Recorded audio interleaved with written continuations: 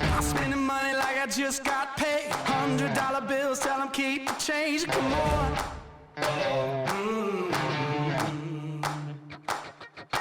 Pop a bottle, about to make it rain. Let me give you something now to celebrate. Come on.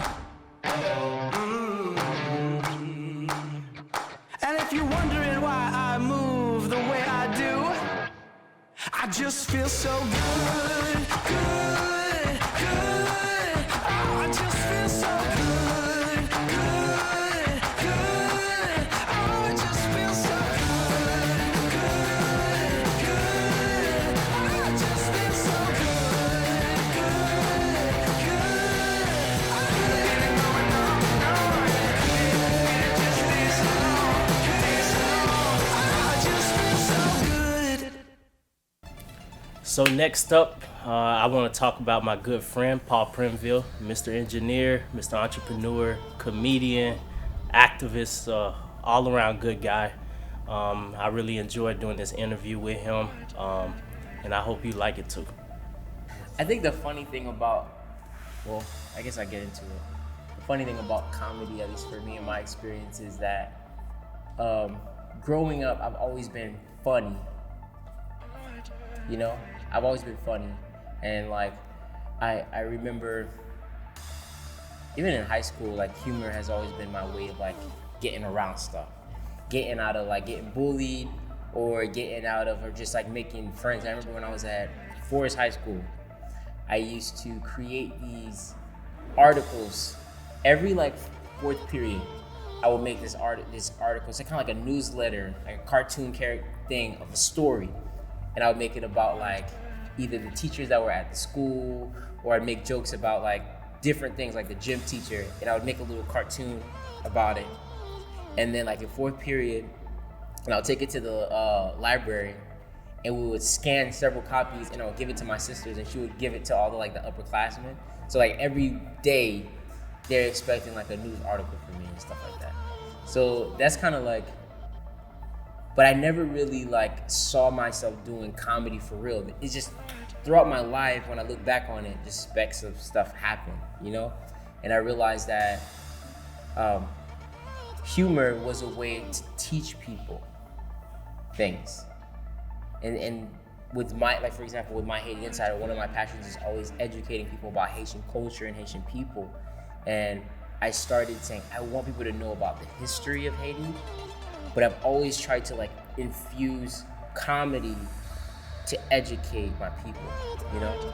Like in college, we had one of the things that happened is like in college we had like a club, and I always wanted to teach them, but nobody wanted to learn Haitian history for real.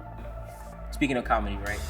The education piece of it, like my comedy is to educate people about things that like I see that are in the Black community or in the Haitian community that are an issue.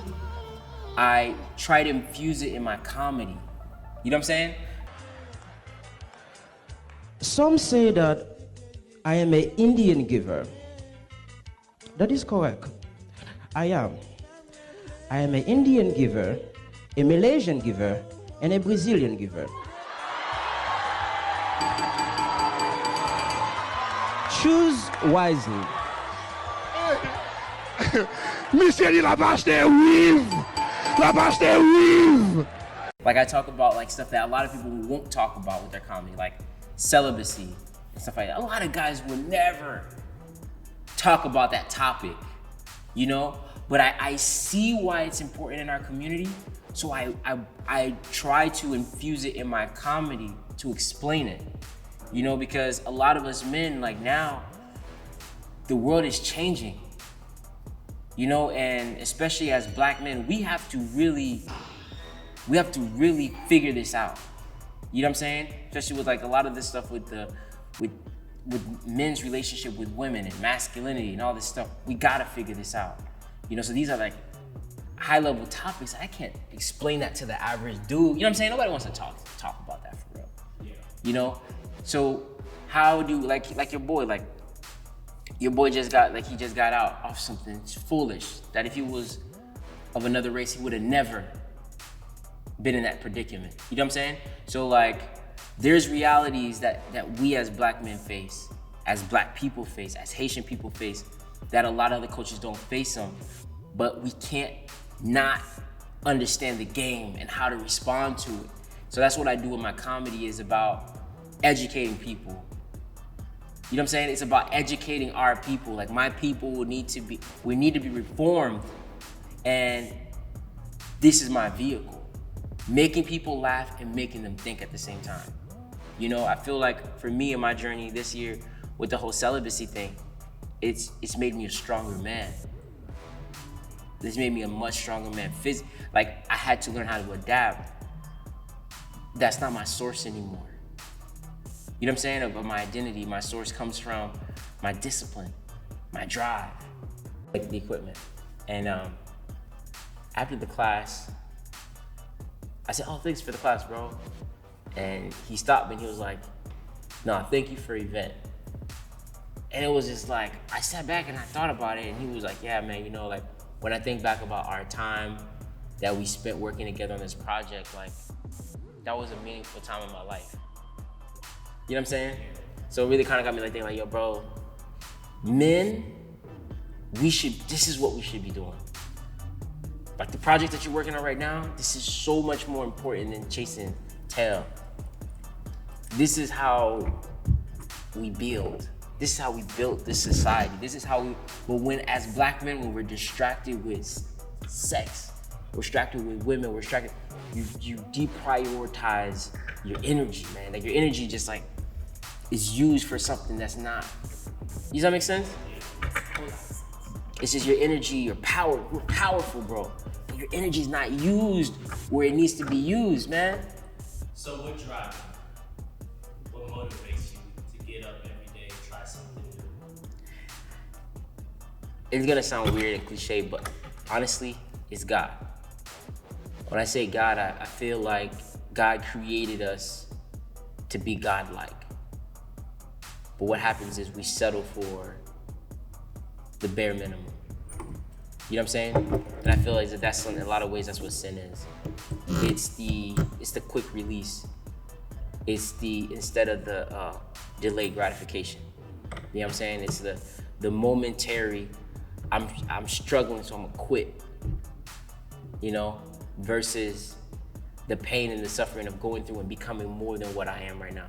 And that's what motivates me, is when I'm not on that path of continuously growing and improving, I feel it. What do you think you feel? I feel it in the sense of, this is what, I'll explain it this way. There was a pastor that talked about, he had a sermon, and he was talking about, when do you know you're in, when you know you're in the right space with God? It's like, our life is a journey. When you are in the position that you're supposed to be, in the time that you're supposed to be in it, that's when you know you're flowing in grace. You know what I'm saying? Where you are in your life, when you feel like it's a feeling where you're like, this is what I'm supposed to be doing right now. And then other times you can feel it. And you're like, this is not where I'm supposed to be right now in my life. And there's a discomfort. Things Right. At once. What's your argument for that? That's a good question. My argument for it is, a lot of people, I'll say this, one of my motivations for it is Kanye West. And I know a lot of people don't like Kanye. But Kanye is one of those people, and Jay-Z too, that shows that we can be more, you know what I'm saying? More than just what people tell you. And that a lot of times people try to box you in to simplify their category of you. Oh, you're Black, that means you're this. And they can move on, because it makes it simpler for their brain to process you, right? But for me, I feel like God made me exceptional. God made everything exceptional. The world is exceptional. The planet is very nice and sweet, but it's also very aggressive. Volcanoes are very aggressive, but you also have very cool, relaxing streams. You have nice sunny days, but you also have hurricanes and earthquakes within the same planet. And I feel as if that's how I am as a being. That God has made me into a natural force. And I'm not gonna let anybody tell me what I can and can't do. I like where this is going. The focus was supposed to be comedy. Yeah. It's now more about Paul. Yeah. And I think so, yeah. Because for me, honestly, that's what I try to tell. Comedy for me is engineering. I engineer laughs. That's how I see it. I engineer laughs.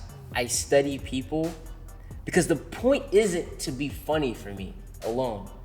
The point is to grasp attention and teach my people things that I feel are important or things that I feel like I'm going through. And sometimes even like when a joke doesn't have a purpose, in a sense, it has a purpose. Like let's say, for example, I talk about something that's off the wall. I talk about sex. And I talk about my struggles with sex. Within that conversation, I'm showing that I'm human. That I can be a Christian, but I'm still really dealing with something crazy. You know what I'm saying? Because a lot of times people, like, again, they try to simplify things that a pastor can't want to have sex, right? Like we have to live in this box, but that's not how God operates. You know, so even when my jokes don't really have a direct person, it has a purpose. You know, I try everything with my jokes. It's like my content is complex. And, you know, a lot of times most people have to watch it 2-3 times to really get what I'm saying. You know, so like for me, it's like comedy is, people don't understand that, but comedy is an equation. I don't feel as if I'm funny. I think I'm an engineer. When people tell me like, oh man, you're so funny, it's like, I just feel like, okay, that story I told, it was well written and it got the punch that it's not about being goofy for me. You know, I look at other comedians I hang with, they're naturally comedians. Like when I go on tour with these guys, oh my God, they're jumping around, they're like cracking jokes, they're making songs, they're doing all this stuff, they're like all this stuff. Me, I'm a writer.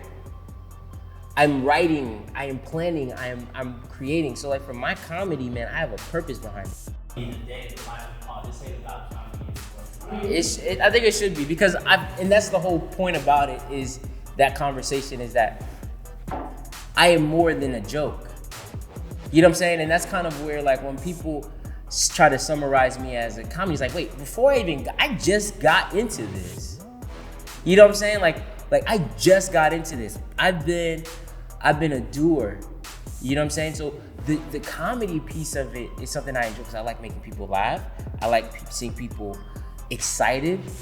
But the truth is, I wanna tell people something, and I want them to think, and I want them to grow. That's what it is for me. You know, if comedy was simply about making somebody laugh for 5 seconds and then that's it, it wouldn't be worth it. But I study it. I study humor, man. I study laughter. Laughter, it's therapeutic. It's healthy. It's stress relieving. The #1 killer in America is stress. People need to release. So from that, but at the same time, comedy helps people retain information. When something happens and it's a traumatic in a negative way or a positive way, your brain kind of keeps it because it's like, I just had a good experience with this thought. Lock it in. So what I'm trying to do is infuse helpful content with that positive response in their mind. So the more I can do that with our people, I feel like I can help our people. So a lot of times people, like for me, comedy is like a ministry, or it's like my way of giving back. You know what I'm saying? And it's a weapon. It's a powerful weapon. It's powerful, man. Like when I remember the one post that really changed my life, man, was there was a young lady who was in a hospital. She was on a hospital bed, and she sent me a video, or her husband sent me a video of her in a hospital bed and just dying laughing at my videos. She's in a hospital bed. She has the gowns and everything on her, but she's just laughing and laughing and tears coming out of her eyes off of a video that I made. And she's just telling me, thank you. That something that I had in my mind could inspire you to laugh in your darkest moments, right? Or when people send me messages, man, I've been going through depression, I've been going through this, I've been going through that, but your video got me through the day. It's a weapon. It's not a weapon that I'm using to like harm people, but help them. You know, when you see kids like 2-3 years old saying Tufash, bringing that up, like, you know, that right there is like, wait a minute. When I saw that, I was like, wait a minute. I can come up with a slogan that a child will recite and remember. And the kid was just going around, Tufash, Tufash, Tufash, Tufash. Well, what else can I make this child think? Speaking of the Tufash movement, tell us a little bit more about it. Tell us what it means for Okay. That's good. So Tufash, what does Tufash mean? That's a good question. So I got the hat on. The Tufash movement kind of happened sporadically. So the backstory is Naomi, she's like the Haitian Japanese tennis player that became like, you know, the champion, and she beat Serena Williams and all this stuff, and it was a big deal at the time. And I watched her during her acceptance speech of her like trophy. She beat Serena Williams. This was a big deal, right? So she's giving her speech and she's so humble. You know, she was so humble about that, you know, receiving that speech, which is good. But it contrasts the Haitian culture and temperament of how we typically respond to things, because it's the Japanese versus the Haitian kind of cultural norms of accepting. The Japanese are typically very more, you know, humble and docile, versus the Haitians, we typically get really loud. Like, you want to see how Haitians get hyped on Haitian Flag Day, and you see how proud we are of our accomplishment. And essentially what it was just like, I reenacted Naomi's acceptance speech, full-blown 110% Haitian mode. Haitian woman, you know, going off about, run up on me. Tufash means you mad? You mad that I just won? Like, you mad? Like, and that's kind of what it was. So what the backstory for me was, don't be apologetic about your success. To not be apologetic about who you are, about where you're going, what you earned, because you worked for it. When you work for something, when you earn, like Haitian people, we earned our independence, we're not gonna be apologetic about it. You know what I'm saying? Be 100, because you earned it. There's sacrifice that comes with the work that you put in. So that's the energy that I want to put out, is like, yeah, you won, you deserve it. She apologized for winning. She apologized to Serena for winning, and you know, I love her. But at the same time, it's like, no, don't apologize. You beat her fair and square. You earned it, you know? And I want the young black kids, the young kids coming up to think that way. You earned that degree. Don't ever let somebody tell you, oh, it was affirmative action. Oh, you got it because you this. No. Like we look at like so many black men. Like any black man who's doing good for himself, I praise him, because the odds are stacked against you, bro, and you survived it. You know what I'm saying? So yeah, that's what it's about. Like, that's what Tufash means to me. It's like, you know, when I work out, I'm definitely flex. Straight up, I'm a flex, bro. I'm a flex because I put in hours. You know what I'm saying? I put sacrifice in.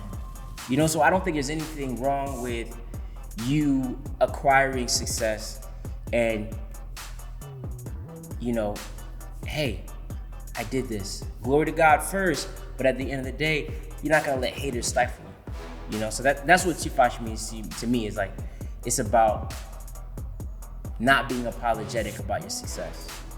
Let us know about your history. Woo! History! All right.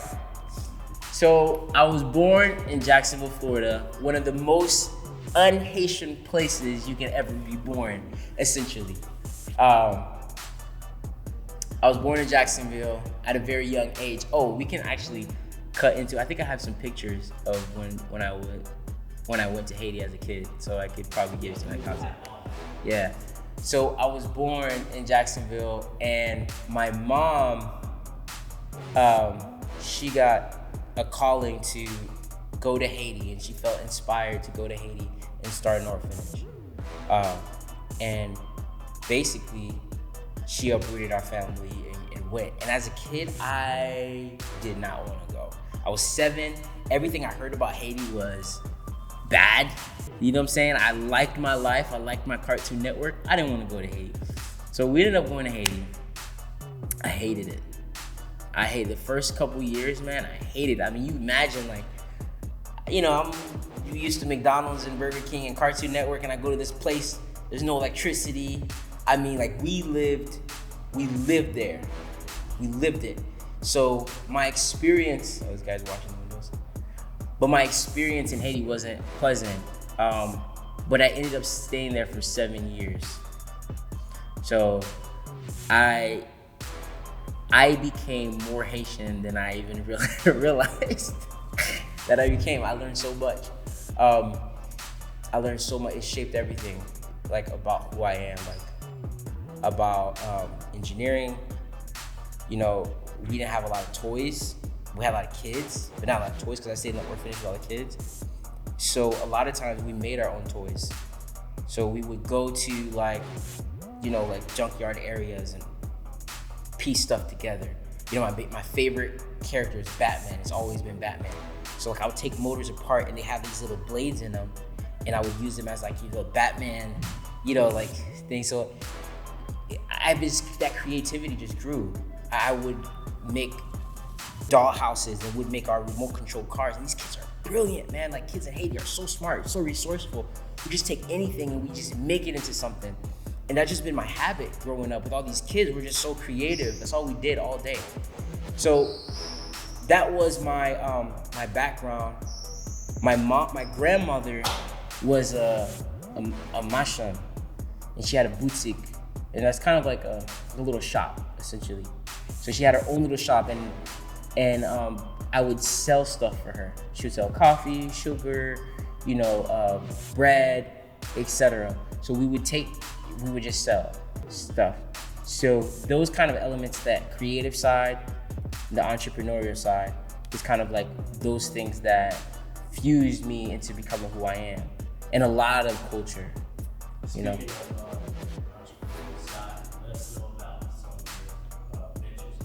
Oh, my first 2 ventures was, I was in school. I was 11.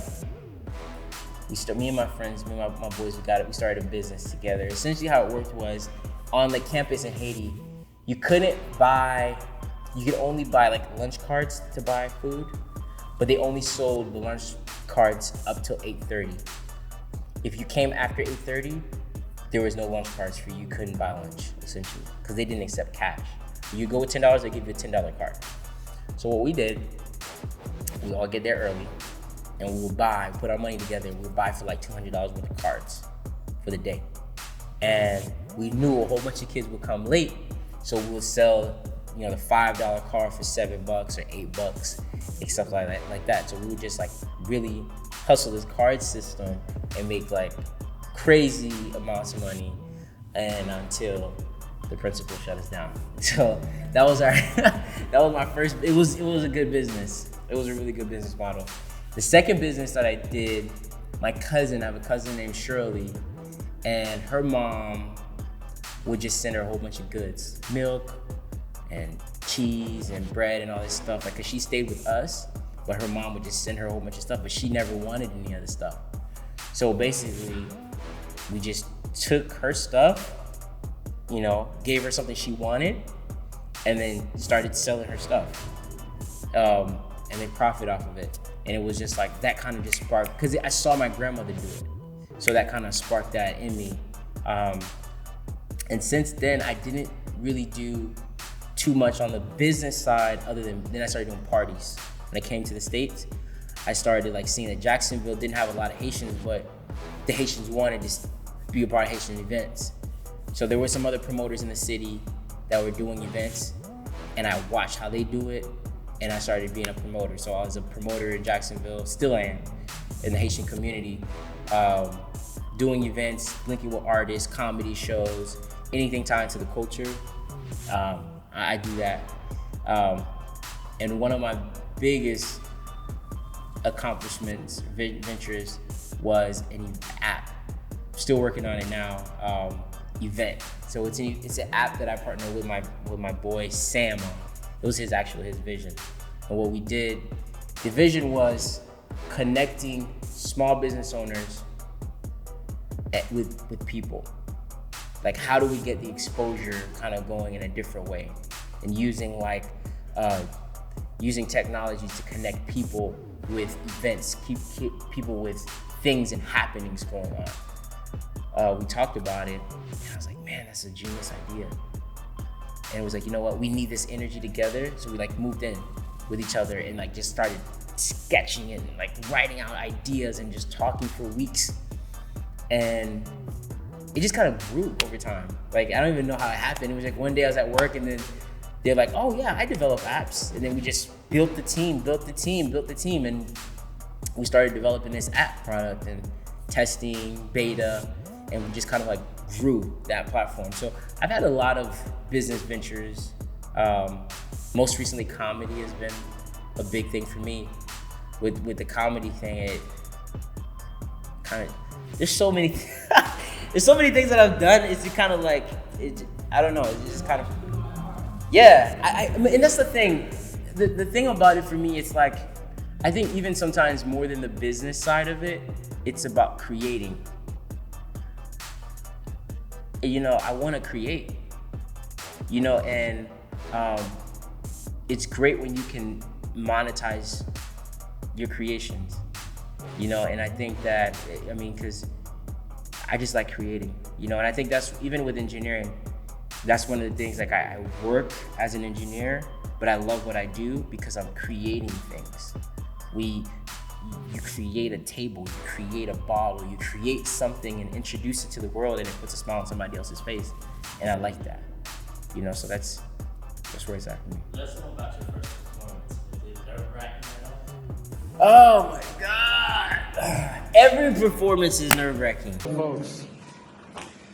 Nervous, got the jitters, but I'm ready. Confidence, get it, find a ride. Yeah. Weezy,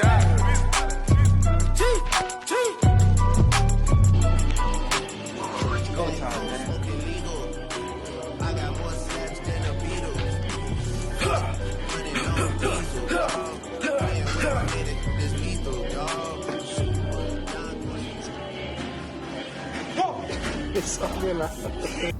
My first videos are nerve-wracking. But there's nothing more nerve-wracking than live. I think. I did one video, it went viral. I think that's the thing too. It's believing in yourself. Before I answer that question, one thing I can say is, when you do something and you see people's response towards it, and they're taken back by it, trust that. Trust that, because there's sometimes you have a talent, man, and you will doubt yourself. You will doubt yourself on this talent, and you will talk yourself out of doing that. But when you do something and you see, even if there's 100 people, but just one person stops, and dang, you're really good at this. You should believe them. I remember I did a video explaining a political situation in Haiti. And so many people were just you did a good job of explaining this. This makes so much sense to me now. And I was did I? And I doubted myself. But then later on, somebody said, do another one. Just try it. And I did another one. And I did another one. And I did another one. And they just started going viral, right? So it's a struggle sometimes with knowing like what God built you to do versus like you fighting your own internal struggles, you know? So the video side of things for me, always down. Every time I push upload, my heart kind of drops because like, did this video suck? Is this gonna be good? You know, etc. But on stage, it's like 10 times worse, 100 times worse. Because I'm one of those people, I get so nervous when I go on stage. And before I go on stage, I'm like shaking, I'm nervous. It's funny, actually Sam has some videos of me doing that. Like I'm behind stage and I'm pacing, like I pace a lot, like for hours. But something happens once I hit the stage and the mic is in my hand. I can't explain it. I just changed completely into a different person. Like it just done. And once I hear that first laugh, and I connect with that first person, then it reminds me of like, you got this. You did this before. And I feel like God is like just confirming with me like, you're powerful, you're strong. And it's those kind of little things. Like, and that's why like I tell people, working out for me is a therapy. It's spiritual. Because that struggle that I'm doing with the weights, that struggle and then I finish my workout, it's a cycle of struggle and success, struggle and success, struggle and success. And I feel it's very important for men to do. Struggle with things. When I get on stage and I'm struggling with my mind, I'm struggling, I'm fighting, and then I get on stage and that first laugh hits, boom! And it's just like, remember who you are. You hilarious, dude. Like, you hilarious. 20,000 people follow you. 20,000 people think you're hilarious. How dare you think you're not hilarious? Who are you to say you're not hilarious? God told you you're hilarious and then 20,000 people confirmed it and you're gonna doubt yourself? No. No doubt.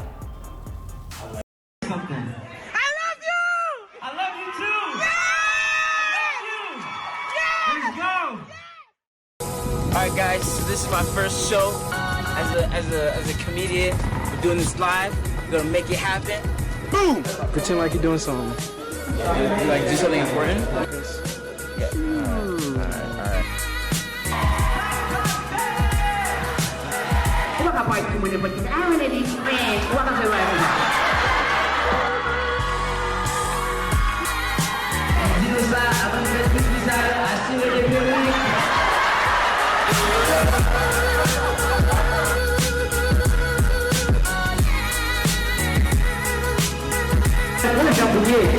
Là, je help us. Parce que là, c'est pour ça. J'arrête pas de faire ça.